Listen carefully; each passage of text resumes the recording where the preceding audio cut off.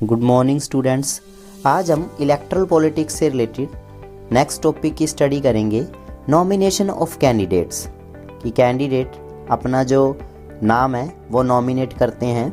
The system of our country provides almost anyone who can a voter can also become a candidate in elections. हमारे देश का जो system है वो सभी को ये अपॉर्चुनिटी प्रोवाइड करवाता है कि जो वोटर हैं वो इलेक्शन के लिए कंटेस्ट कर सकते हैं। सिर्फ फ़र्क इतना ही है, the only difference to be a voter is that the minimum age is 18 years. फ़र्क इतना ही है कि जो वोटर्स हैं उनके लिए जो मिनिमम एज चाहिए वो 18 साल चाहिए। While to be a candidate in the election the minimum age is 25 years. लेकिन इलेक्शन को कंटेस्ट करने के लिए 25 ईयर मिनिमम एज चाहिए, 25 year. There are also some other restrictions on criminals. लेकिन जो क्रिमिनल्स होते हैं उनके लिए रिस्ट्रिक्शन होती है कि वो क्या नहीं कर सकते, कि इलेक्शन कंटेस्ट नहीं कर सकते। Political parties nominate their candidates who get the party support and symbol. Political party अपने कैंडिडेट को नॉमिनेट करते हैं और जो कि पार्टी की सपोर्ट प्राप्त करता है, और इसके साथ साथ उसको एक सिंबल असाइन किया जाता है। Party nomination is often called party ticket. Party के इस नॉमिनेशन को पार्टी टिकट कहा जाता है कि उसको टिकट मिल गई पार्टी की। The candidate has to fill a nomination form and give some money as a security deposit. जो कैंडिडेट होता है उसको नॉमिनेशन फॉर्म फिल करना होता है और इसके साथ साथ उसको कुछ पैसे जमा करने पड़ते हैं सिक्योरिटी के रूप में। Every candidate has to make a legal declaration giving full detail of educational qualification of the candidate. Candidate को बताना पड़ता है कि उसकी एजुकेशनल क्वालिफिकेशन कितनी है। Detail of the asset and liabilities of the candidate and his and her family. कि जो कैंडिडेट होते हैं उसको अपनी या अपनी फैमिली की एसेट के बारे में या उनकी क्या लाइबिलिटीज़ हैं उसके बारे में बताना होता है। और serious criminal case pending against the candidate. अगर कैंडिडेट के खिलाफ किसी भी तरह का क्रिमिनल केस पेंडिंग है उसके बारे में इंफॉर्मेशन देना ज़रूरी होता है।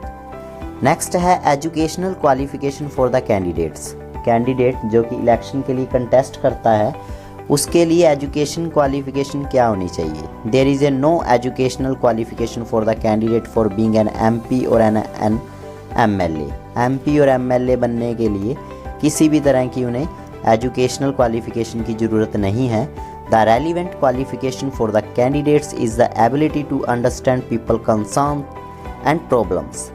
मेन चीज़ ये है कि उसके पास ये एबिलिटी होनी चाहिए, जो कि इलेक्शन के लिए कंटेस्ट कर रहा है उसके पास ये एबिलिटी होनी चाहिए कि वो लोगों की कंसर्न्स को और लोगों की प्रॉब्लम्स को समझ सके। मतलब वो लोगों की नीड को सेटिस्फाई कर सके और लोगों की जो प्रॉब्लम है उनको सॉर्ट आउट कर सके। Putting an educational qualification would deprive a majority of the citizen right to contest elections. This is because still the majority of Indian population is uneducated.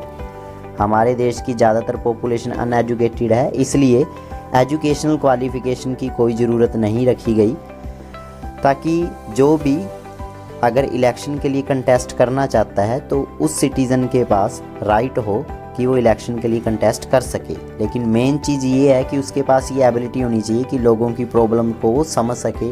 Next topic है election campaign. Election campaign means the promotion of the policies, offers and promises that the candidates make to voter to fulfil if they are elected. Election campaign का मतलब होता है कि जो candidates होते हैं वो अपनी पॉलिसीज़ का प्रमोशन करते हैं, लोगों से प्रॉमिस करते हैं और वोटर को ये कहते हैं कि वो उन्हें वोट डालें और वो उनकी जो नीड्स हैं उनको फुलफ़िल करेंगे, उनकी जो प्रॉब्लम्स हैं उनको सॉर्ट आउट करेंगे। In this way voters can decide the candidate to vote for. They vote for the candidate whose policies they like. तो वोटर उसी को ही वोट डालते हैं जिसकी पॉलिसीज़ उनको अच्छी लगती हैं। In our country election campaign take place for a 2 week period.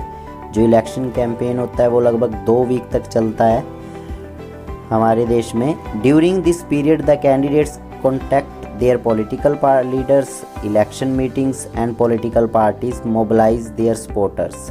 This is also the period when print media and television news are full of election related stories and debates.